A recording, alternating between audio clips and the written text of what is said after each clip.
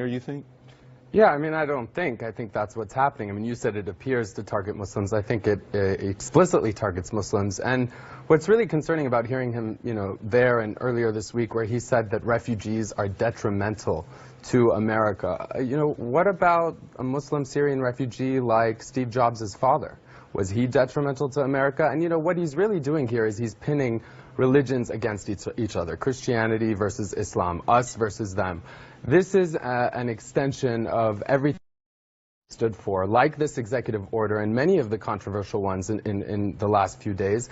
This is, like President Trump, divisive. It is exploiting ignorance and fear. And Don, this not only undermines what America stands for, but what this means is tonight there are people sleeping who are thousands of people who are legally in this country on visas, who don't know if their wife or partner or family members or children who are, back home in Iran visiting, their families will be allowed back into America. And Rollins, what do you think? Religious test? I hope not a religious test. I think it's very important for us not to have religious tests. I think the critical thing here is to make sure that we safeguard our borders and take some time to figure out a system of how we can bring people in with proper surveillance before, in the sense of who they are and what they are. Obviously, terrorism is alive and well, and people are very frightened of that, and people are very frightened of that in the course of the campaign.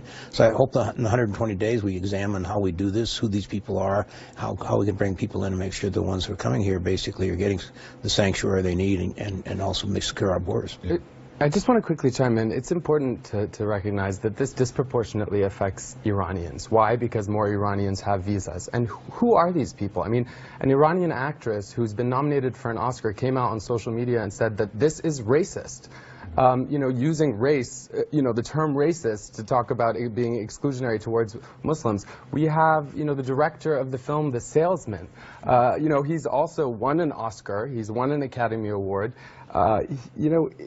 He is now not going to be allowed into America. Yeah. And Don, it's just also one last thing.